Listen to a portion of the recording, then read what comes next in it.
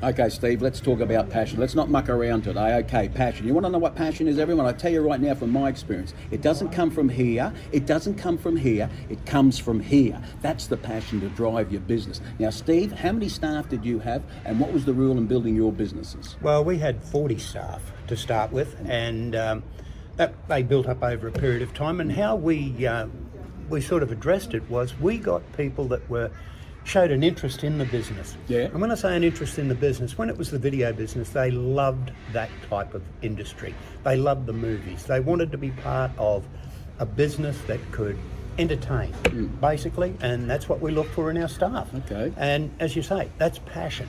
That comes from Passion. within. You know what I mean? It comes from within. I'll tell you one thing I know this for a fact, because at the end of the day, passion doesn't make excuses. No. You know what I mean? Passion makes sure you fight as hard as you can to get a result. That's exactly right. You have to, mate, day in, day out. And in these days now, where you've got the multinationals that can have EBAs that bring down their wage content far more than what small business can ever hope for, where you're paying $40 an hour on a weekend for staff. I mean, we had, when I was in the business, and that's a fair while ago, but we were paying double time on Sundays, time and a half on Saturdays, 25% above the award for a manager, and that just kept the business running along. It's a lot harder these days where EBAs have been brought in and you can lower the wages through multinationals, and you're competing against that. It's hard. It's hard.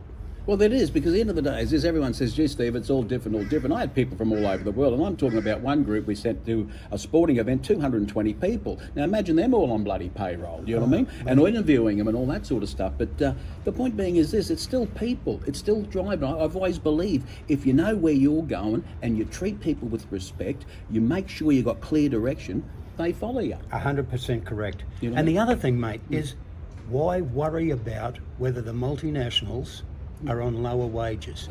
Get out, meet your local people, present your customers with something to make your business different, and they'll come back time and time again. If you have a following, they will present you with the best. Well, the greatest waste of time, James Packer's a million times richer than me and 100 times, a million times smarter than me, but the greatest waste of time was for me and James Packer to sit down and me trying to explain to him what I'd like to fight for $1 for, you know what I mean? Because I remember people back in the 98, two guys, they lost $130 million on one business. I'd come through your front door for $1.30. Yeah, mate, it's a different aspect. When you've got money behind you, it's totally different than fighting for the dollar. Oh, fighting for the dollar. And at the end of the day, that's why a lot of people don't understand people like us, because we had to fight for $1. Well, that's right, and it's something that, you know, $1 means a lot to a small business.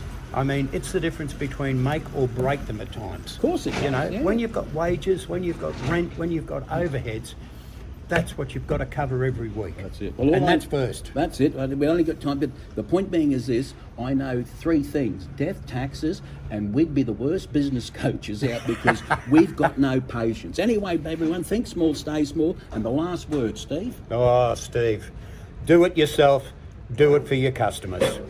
Have a good day, everyone.